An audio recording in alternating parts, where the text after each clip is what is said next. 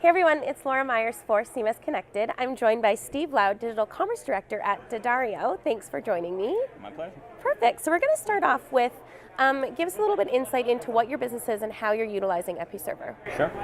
So Daddario is the largest manufacturer of music instrument accessories in the world. Cool. So we don't make instruments, but we make all the things that make instruments sound better and customers happy to play those instruments. So most known for guitar strings, that's sort of our most known brand, but we're also really big in the percussion industry, make drumsticks, drum heads, Cool. reeds, all kinds of woodwinds and band and orchestral products as well. Cool. So how are you utilizing Episerver as a platform? Sure. So we launched our first site on Episerver late last year. It's a B2B e-commerce site, and that serves our dealer community in the U.S. As well now in the U.K. and Germany. And so our dealers use that for about half of their ordering with us. The rest going through our sales team, of course, directly.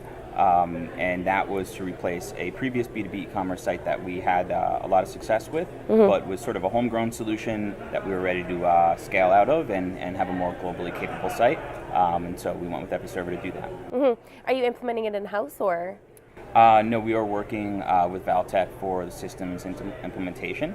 And so they did sort of all the heavy tech lifting there. Our in-house development team did all the integrations and connections back into our systems, working with Valtech on that, with Valtech, as the subject matter expert on Epi. Perfect. And so what are your key components of your digital strategy, you would say?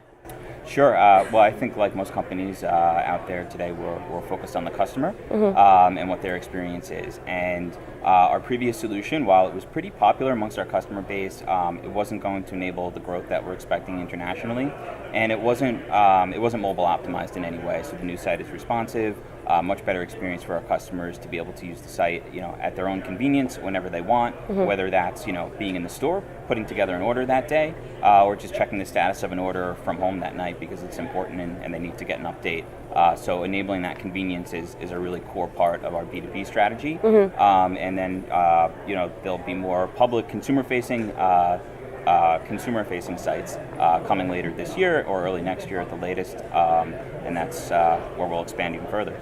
Perfect. And in terms of your CMS, how does it support your digital ecosystem with a customer-centric focus?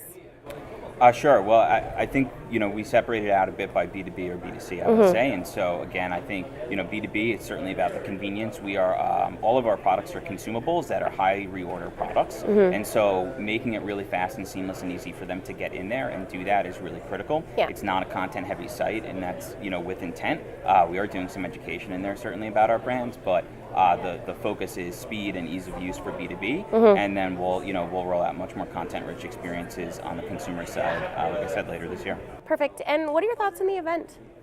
The event's great. This is my second year, so I came last year, which was really fun. Always a good time to be in Vegas for a couple days and learning some things about the product as well. That's cool. Last year, we had not yet launched the site, so we weren't really that hands-on day-to-day yet. So sort of a lot of theoretical knowledge we were gaining, and so now that we're using it every day, it's been great to actually see how we can apply that back in the business when I get home. Perfect. Well, that's all the questions I have for you. Thanks so much. Great, my pleasure.